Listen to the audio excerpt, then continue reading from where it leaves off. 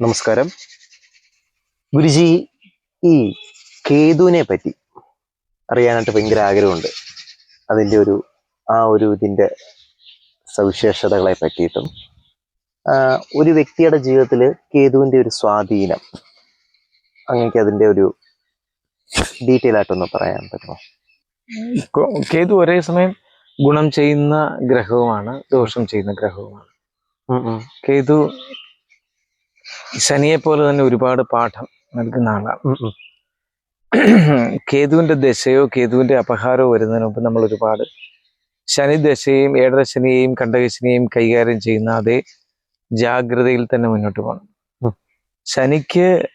ശനി ദശയേക്കാൾ കുഴപ്പമാണ് ഏഴര ശനിയും കണ്ടകശനിയും എങ്കിൽ കേതുവിന് അങ്ങനെയല്ല. കേതുവിന്റെ ദശയും കുഴപ്പമാണ്, കേതുവിന്റെ അപഹാരങ്ങളും കേതു നിൽക്കുന്ന ഏതൊരു ഗ്രഹത്തിന്റെ കൂടെയാണോ ആ ഗ്രഹങ്ങളുടെ ദശാപഹാരങ്ങളും ഒക്കെ പ്രശ്നമായി മാറും.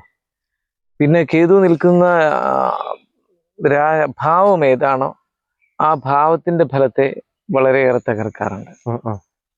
ആ ഭാവത്തിന് ഒത്തിരി ഉത്തരവാദിത്വങ്ങൾ കൊടുക്കാറുണ്ട്.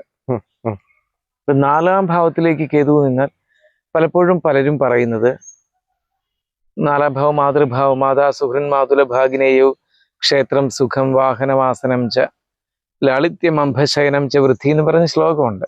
അപ്പൊ അതിൽ ഓരോന്നും പറയുന്നുണ്ട്. ജന്മഗൃഹം, അമ്മ, അമ്മാവൻ, വാഹനം, സുഖം ഇതെല്ലാം കുറയുമെന്നൊക്കെയാണ് അവിടെ 4-ാം ഭാവം കൊണ്ട് 4-ാം ഭാവത്തിൽ കേതു നിന്നാൽ ഒറ്റയടിക്ക് നമ്മൾ പറഞ്ഞു പോകുന്ന ഫലം. പക്ഷേ അവിടെ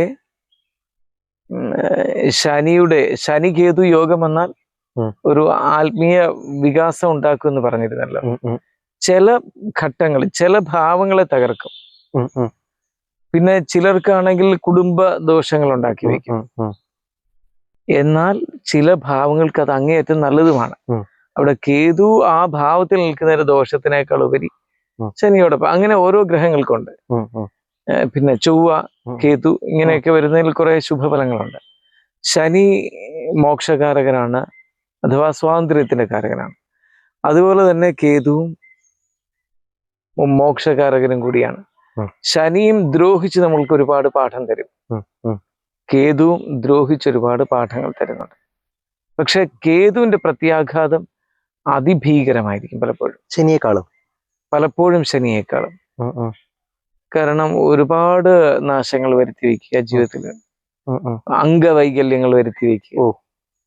രാഹുവിനും കേതുവിനും അംഗവൈകല്യം വരുത്തി വയ്ക്കാനുള്ള ഒരു പ്രവണതയുണ്ട്. ക്രൂരതയുടെ ഒരു പര്യായമായിട്ട് കേതു ശരിക്കും തീ പിടിപ്പിക്കുക, വാഹനങ്ങൾ ഇടിച്ചിട്ട് അല്ലെങ്കിൽ ആക്സിഡന്റ് പറ്റിയിട്ട് വികലമായ അംഗത്തോടു കൂടി ജീവിക്കാൻ ഇടയാക്കുക.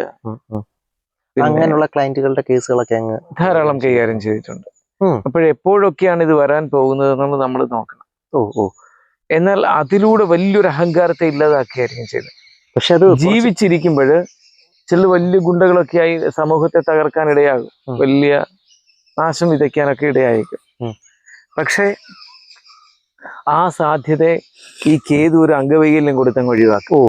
മനസ്സിലായി. ഇയാൾ എവിടെയെങ്കിലും കൂനിക്കൂടി ഇരുന്നോളൂ, നടക്കാൻ വയ്യാതിരിക്കുക, ശരീരം വളഞ്ഞിരിക്കുക, എന്തെങ്കിലുമൊക്കെ എന്ന് വെച്ചാൽ മറ്റുള്ള ജീവികളെ പോലെ, മറ്റുള്ള മനുഷ്യരെ പോലെ സ്വൈര്യവിഹാരം ഒരു കാര്യത്തിലും നടത്താനൊക്കാതെ അത് കേതുവിന്റെ ഇൻഫ്ലുവൻസ് കാരണമൊക്കെയാണ് പലപ്പോഴും അങ്ങനെ കേതു ഏതെങ്കിലും തരത്തിൽ സ്വാധീനിച്ചിട്ടുണ്ടാകാൻ സാധ്യതയുണ്ട്. ചൊവ്വയും അത് പറയുമ്പോൾ വെടികൊടുക്കില്ല.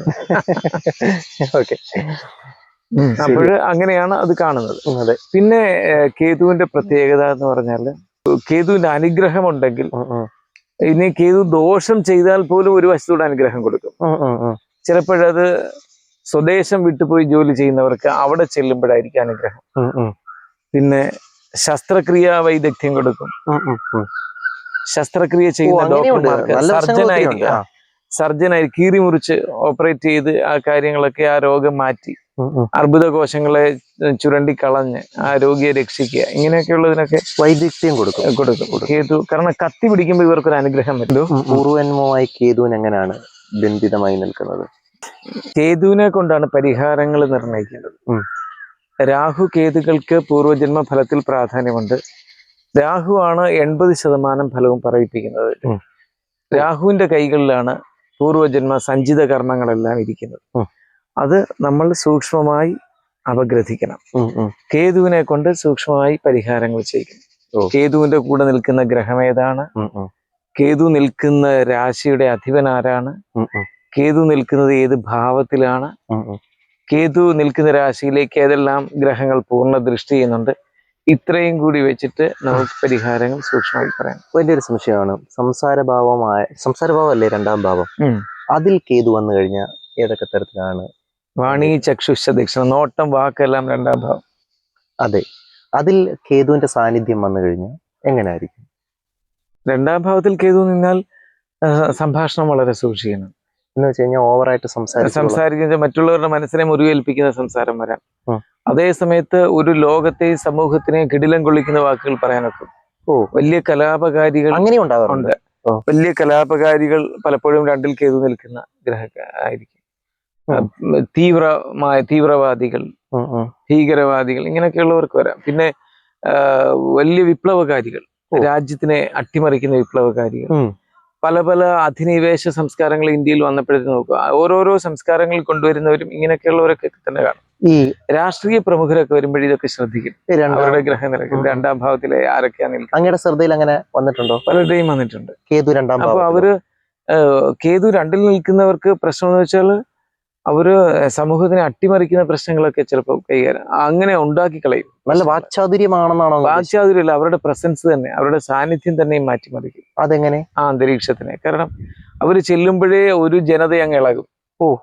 അങ്ങനെ ഉണ്ടോ? അങ്ങനെയും വരും. ഗുണകരമായിട്ടും വരാം, ദോഷകരമായിട്ട് വരാം. അവരുടെ സാന്നിധ്യം കൊണ്ട് തന്നെ അവരുടെ മനസ്സിൽ പല വികാരങ്ങളും ഉണരാം.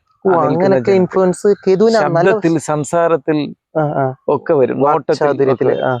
വാക്ചാതുര്യം മാത്രമല്ല, പിന്നെ ഒരേ സമയത്ത് 2ൽ കേതു നിൽക്കുന്നവർ വളരെ സൂക്ഷ്മമായി ദാർശനിക തലത്തിൽ സംസാരിക്കാൻ സാധിക്കുന്നവരും അതേസമയം മറ്റുള്ളവരെ വെറുപ്പിക്കുകയും അവരുടെ മനസ്സിനെ അങ്ങേയറ്റം മുറിവേൽപ്പിക്കുന്നവരുമായിരിക്കാനും സാധ്യതയാണ്. വെറുപ്പിലേക്ക് പോകാതിരിക്കാൻ വേണ്ടി ശനി അനുഗ്രഹിക്കുന്നെങ്കിൽ, ഏതെങ്കിലും തരത്തിൽ ശനി ഉണ്ടെങ്കിലാണ് 2ലെ കേതു ദാർശനിക തലത്തിലുള്ള സംസാര മിടുക്ക് കാണിക്കുന്നത്. ശനിയുടെ അനുഗ്രഹം കൂടെ കിട്ടിയിട്ടുണ്ടെങ്കിൽ ഏതെങ്കിലും തരത്തിൽ കൂടെ നിന്നോ ദൃഷ്ടി ചെയ്തോ. മനസ്സിലായി. കൂടെ നിന്നാലും ദൃഷ്ടി ചെയ്താലും ശനിയുടെ രാശിയിൽ കേതു നിന്ന് 2ാം ഭാവത്തിലായാലും അതിന്റെ ഒരു ഇതുണ്ടാവും. ഇപ്പൊ ധനു ലഗ്നത്തിൽ ഒരാൾ ജനിച്ചിരിക്കുന്നു, ശനിയുടെ സ്വക്ഷേത്രമാകുന്ന മകരത്തിൽ കേതു നിൽക്കുന്നു, ശനിയും കൂടെ ദൃഷ്ടി ചെയ്യുന്നു. അല്ലെങ്കിൽ മകരം ലഗ്നത്തിൽ ജനിച്ചിരിക്കുന്നു, ശനിയുടെ സ്വക്ഷേത്രമായ കുംഭത്തിൽ കേതു നിൽക്കുന്നു, അവിടേക്ക് ശനി ദൃഷ്ടി ചെയ്യുന്നു. ഏതെങ്കിലും തരത്തിൽ എങ്കിലൊക്കെ അതിന്റെ ഗുണം വരും. ദാർശനികത എന്ന് വെച്ചാൽ കാണാപ്പുറങ്ങൾ വായിക്കുക, കാണാപ്പുറങ്ങൾ പറയുക. എന്ന് കാണാപ്പുറം പറയാന്ന് വെച്ചാൽ പ്രാകൃതമായി ഊഹാപോഹത്തിൽ വെറുതെ ആരോപിക്കുകയല്ല. ഏതൊരു വസ്തുവിന്റെയും കാണാത്ത വശങ്ങളെ, മനുഷ്യന്റെ ചിന്തയിലോ ദൃഷ്ടിയിലോ എത്താത്ത കാര്യങ്ങളെ പറയുക. Super conscious. കുറച്ചും കൂടെ അതിലേക്ക് വഴി തെളിയിക്കും. ശരി. എന്ന് വെച്ചാൽ ഇതിന്റെ രണ്ടിന്റെയും അങ്ങനെ ഒരു വഴിയിലേക്ക് ഒരു 4-5 പടിക്ക് അപ്പുറം സംസാരിക്കാനൊക്കെ പറ്റും. ഈ ഓവർ ടോക്കിങ് അല്ലെങ്കിൽ ഈ കേതുവിന്റെ വന്നു കഴിഞ്ഞ ഓവർ ടോക്കിങ്ങിലോട്ട് പോയി വില കളയുന്ന ഒരവസ്ഥ അങ്ങ് പറഞ്ഞല്ലോ, അതിലെങ്ങനെയാണ് നമുക്കൊരു പരിഹാരം എങ്ങനെ കാണാൻ പറ്റും? ഓവർ ടോക്കിങ് വരുന്നത് ഇപ്പൊ കേതുവിനെ കൊണ്ട് ഏതെല്ലാം ഗ്രഹത്തിനെ കുറിച്ചാണോ പറയേണ്ടത് അതൊക്കെ ചിന്തിക്കണം. പിന്നെ ഏതൊക്കെ മൃഗങ്ങളുണ്ട് കേതുവിന്റെ ദോഷത്തിനെ അതൊക്കെയാണ് ഈ നാഡീ ജ്യോതിഷത്തിലെ പരിഹാരത്തിലേക്കും പുരാതന ജ്യോതിഷത്തിന്റെ ഇപ്പൊ താളിയോലകൾ മണിപ്രവാള ഭാഷയിലൊക്കെ ഇരിക്കുന്ന പലയിടത്തും ഉണ്ട്. പല പുരാതന ജ്യോതിഷന്മാരുടെ കയ്യിലും ഒക്കെ ഉണ്ട്. അതിലൊക്കെ ഇത്തരം രഹസ്യങ്ങൾ ഒത്തിരി ഉണ്ട്. അതിന് ചില ധാന്യങ്ങൾ ഭക്ഷിക്കുക, ചില ധാന്യങ്ങൾ ക്ഷേത്രങ്ങളിൽ സമർപ്പിക്കുക, ചില ജന്തുക്കളെ വളർത്തുക, ഇങ്ങനെയൊക്കെ ഉള്ളത് കൊണ്ട് ആ ദോഷം സമീകരിച്ച് എന്ന് വെച്ചാൽ അത് സന്തുലിതാവസ്ഥയിൽ പോകും, ഓവർ ആകാതിരിക്കും. പക്ഷെ ചില ദോഷഫലങ്ങളെ പൂർണ്ണമായിട്ടും ഒഴിവാക്കാതിരിക്കുന്നതാണ് നല്ലത്. ഏത് ഗ്രഹത്തിന്റെ അത് എപ്പോഴെങ്കിലും ഒന്ന് ഗുണം ചെയ്യും. വഴക്കിടാൻ അറിയുന്നവരെ ചിലടത്ത് നമുക്ക് ആവശ്യമാണ്. അതെ, അവരെ കൊണ്ടുപോയി നമുക്ക് ആ വഴക്ക് ഭംഗിയാക്കി റെഡിയാക്കി ആ വഴക്കിലൂടെ ആ പ്രശ്നം പരിഹരിക്കാനൊക്കെ. അതുപോലെ അതുകൊണ്ട് ഏതൊരു വ്യക്തിയുടെയും അവരുടെ ഗ്രഹനിലയിലെ ഏതെങ്കിലും ഒരു ഗ്രഹത്തിന്റെ ദോഷഫലം കാണുമ്പോൾ ആ ദോഷഫലത്തിനെ മാറ്റുമ്പോൾ ആ ദോഷഫലത്തിനെ ഇയാളുടെ ജീവിതത്തിൽ തന്നെ എവിടെയെങ്കിലും ഗുണം ചെയ്യാനുള്ള സാധ്യത ഇല്ലാതാക്കരുത്. കാരണം ഭാര്യയെ കൊണ്ട് ദോഷം അനുഭവിക്കുന്ന ഒരാൾക്ക് കേതു വഴക്കിടിപ്പിക്കുന്നതാണ്. ആ ദോഷമേ പരിഹരിച്ചാൽ ഭാര്യ അങ്ങേയറ്റം കുഴപ്പക്കാരിയാണെങ്കിൽ അവരോട് വഴക്കിടാതെ അയാൾക്ക് രക്ഷപ്പെടാനൊക്കെ ഇല്ല പറ്റത്തില്ല. അപ്പോൾ ആ വഴക്ക് കുറച്ച് അയാൾക്ക് ആവശ്യമാണ്. ആ വഴക്കിടാനുള്ള കലഹവാസന അയാൾക്ക് ആവശ്യം. അതിനെ ശാന്തമാക്കാനുള്ള പദ്ധതി സമ്പൂർണ്ണമായിട്ട് പറഞ്ഞു കൊടുത്തു വിടരുത്. കാരണം ഇവരെ എങ്ങനെ ഒതുക്കും, അതെ ഇവരെ എങ്ങനെ ശാന്തമാക്കും? അതെ അതെ സ്ത്രീക്ക് മാത്രമല്ല പുരുഷനും സംഭവിക്കണം.